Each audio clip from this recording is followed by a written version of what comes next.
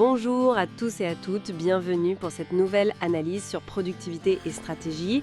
Aujourd'hui, on va explorer ensemble les clés d'une communication vraiment percutante.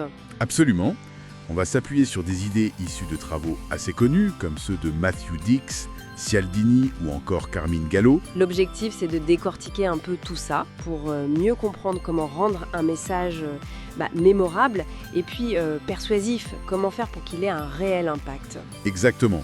Comment structurer ces idées, utiliser la force de la narration, et puis comprendre certains mécanismes psychologiques qui nous aident à mieux échanger et finalement à convaincre. Alors commençons peut-être par un constat un peu frappant qui vient de Matthew Dix. Il dit que le plus grand danger quand on communique finalement, c'est pas tant d'être mauvais, Non, c'est d'être oublié. carrément. C'est ça, on passe inaperçu. Et il a cette formule, je trouve, assez parlante. La communication habituelle est souvent ronde, blanche et sans saveur. Bon, ça manque de relief, quoi. Ben oui, ça manque d'accroche.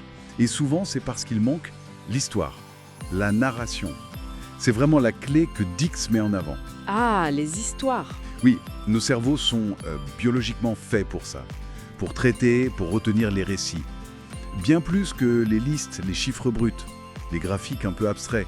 Une bonne histoire, ça crée une connexion immédiate. Et il donne une piste intéressante, Dix, pour trouver ces histoires. Il parle du moment de 5 secondes, Oui, ce petit instant précis où tout bascule. Une révélation, un changement. C'est ce noyau-là, en fait, qui donne sa force à l'histoire et la rend marquante. tout à fait.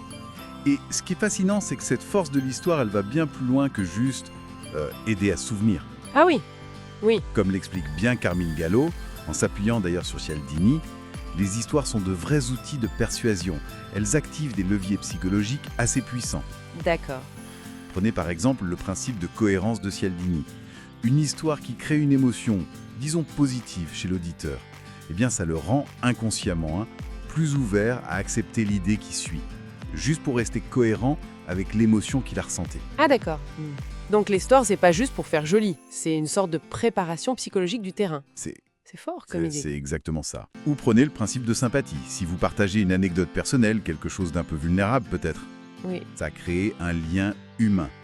Et on fait plus confiance, on écoute plus volontiers quelqu'un qu'on apprécie, qu'on sent proche. Mhm. Et Gallo, lui, insiste sur le fait que les histoires rendent concret ce qui est abstrait. Et surtout, elles provoquent ce qu'il appelle le couplage neural. Le couplage neural, qu'est-ce que c'est ? En gros, l'histoire active les mêmes zones du cerveau chez celui qui écoute et chez celui qui raconte. Ça crée une sorte de pont mental, une compréhension partagée beaucoup plus profonde qu'avec de simples faits ou données. L'empathie est plus forte, la mémorisation aussi. D'accord, je vois. On comprend bien pourquoi ça marche. Mais alors, concrètement, comment on fait, comment on construit une histoire qui a de l'impact ? Par où on commence ? Alors, Dix a une suggestion un peu contre-intuitive mais qui marche bien. Commencer par la fin. Par la fin ? Oui, identifier ce fameux moment de 5 secondes, le point culminant, et puis construire l'histoire en remontant à partir de là. Quand on sait où on va, ça donne une vraie direction, une force au récit. C'est intéressant comme approche. Et Gallo, lui, il insiste beaucoup sur un autre aspect, la passion. Ah oui, fondamental. Parler de ce qui nous anime vraiment, quand on est authentique, qu'on libère le maître intérieur, comme il dit, ça se sent tout simplement. L'enthousiasme, c'est contagieux. Il faut oser être soi-même, rester dans sa voie. Absolument. L'authenticité, c'est crucial. Et pour vérifier si une histoire fonctionne, Dix propose une astuce toute simple, le test du dîner. Le test du dîner. Ouais, en gros. Est-ce que vous raconteriez cette histoire naturellement, comme ça, à des amis autour d'une table ? Si la réponse est non, c'est probablement qu'elle est trop artificielle, trop écrite, trop performance. D'accord, il faut que ça reste naturel, conversationnel. Exactement. Le style doit être proche du naturel, comme le souligne aussi Gallo. Bon, alors, une histoire bien ancrée sur ce moment clé, portée par la passion, racontée simplement. Est-ce qu'on peut faire encore plus pour que ça marque ? Ajouter de l'impact. Oui, Gallo donne d'autres pistes pour ça. D'abord un principe qu'il appelle « Teach me something new », apprends-moi quelque chose de nouveau. Ah, Toujours chercher à apporter une information inédite, surprenante à l'auditoire. Notre cerveau adore la nouveauté, ça libère de la dopamine et ça aide à fixer le message. d'accord, la petite dose de dopamine pour mieux mémoriser. Malin. Voilà. Et ensuite, Il parle de créer des jaw-dropping moments, des moments qui décrochent la mâchoire, quoi.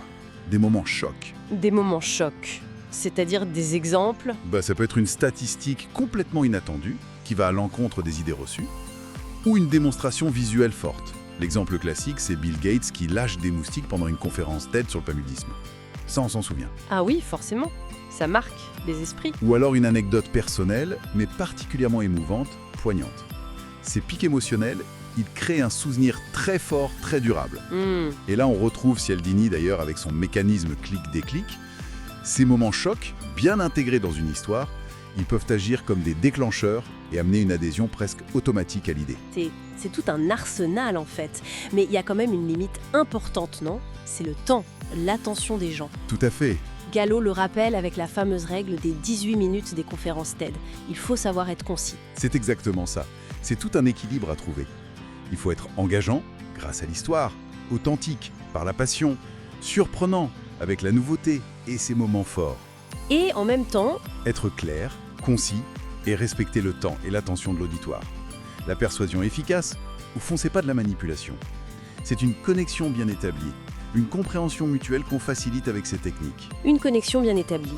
Ça soulève une question intéressante pour conclure peut-être. Oui, justement, comment on utilise ces techniques, qui sont quand même puissantes, de manière éthique, responsable, que ce soit au travail, en famille, entre amis, de gagner, ou plutôt de construire des ponts, de favoriser une vraie compréhension mutuelle. C'est une réflexion importante, je crois. Une excellente question à méditer. Merci beaucoup d'avoir suivi cette analyse. N'hésitez pas à partager vos propres réflexions en commentaire et à très bientôt.